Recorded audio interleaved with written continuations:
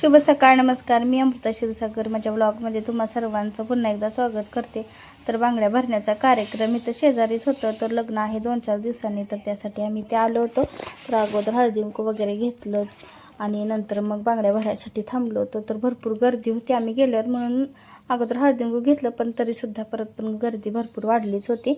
तर ना आम्ही काय बांगड्या जास्त आवड भरत नाही, सैल असतात त्यामुळं म्हटलं आम्हाला पटकन आम्हाला भरा म्हटलं.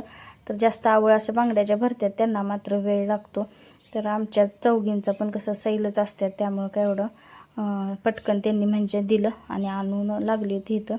तर आणू पहिल्यांदा लागली होती बरं का शूटिंग करायला, तिच्याकडं दिलता मी आणि नंतर मात्र मी केलं इथं. तर आणू पाठीमागं लागून आली होती, तिला नको म्हटलं पण ऐके ना.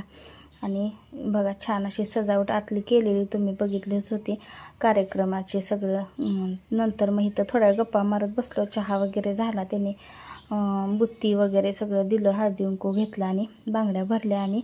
तर सगळ्यांनी एकसारख्या भरायच्या ठरवल्या होत्या, पण प्रत्येकाचं हाताच्या साईजनुसार होत्या नव्हत्या असं होतं ना अवेलेबल, त्यामुळं मग प्रत्येकाला ज्या होत्या साईजच्या त्याच आम्ही भरल्या. आणि इथं आपलं नंबर आमचा येऊपर्यंत बसलो होतो आम्ही गप्पा मारत. तर सगळ्या मिळून असं कार्यक्रमासाठी किंवा बांगड्या भरायचं काही असलं तर जातोय. आज एक आमंत्रण आले, तर उद्या तिथंसुद्धा जायचं आहे. आणि ही बघा फुलं अशी छान आणली होती, होईल वास छान येते. अगं वास घेतलेलं घालायच नाही देवाला, गुलाब तेवढा घालूया आता. मग तर आणूला आज काय दिलं, डोस दिला बघू. गर्दी होती काय, होय नंबर आला का मग? कुठं स्टँडवरच दिलं, शाळेत पण होतं मला. तर छान अशी फुलं आहेत, आता देवाला घालूया. तर आणू जाऊन आली बरं का, डोस आणूला आज दिला. तर सगळ्यांनी द्या इकडे आहे की नाही पोलिओचा डोस.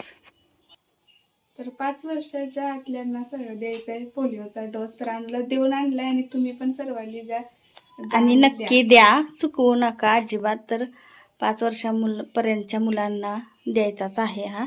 तर बरेच दिवसांनी आलं बरं का. तर मला वाटतं आणूला दिलता का नाही, मला आणू झाल्यास होतं का नाही आठवणच झाले मला. बरं असू दे. तर आता आणूला मात्र देऊन आणला, का जास्त गर्दी नव्हती. तर सर्वांनी अवश्य द्या.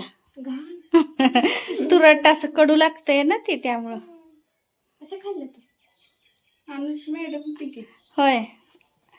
कुठल्या त्या ह्याच्या दुसरे आहेत ते. आणि इथं चाललं होतं शेवायचं उपीट बनवायचं.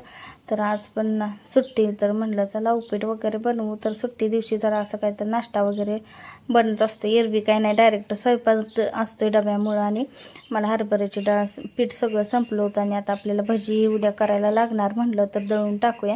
तर थोडंसं राहिल्यानंतर शूट घेतलं, पूर्ण म्हणजे दळत आलं होतं. आणि ही चाळण आहे गव्हाची, तर चाळण म्हणजे बदलून ना डाळ टाकावी लागते. आणि परत मग भेंडीची थोडी सुकी भाजी आणि बनवली. चपात्या तर आधीच मी केलेल्या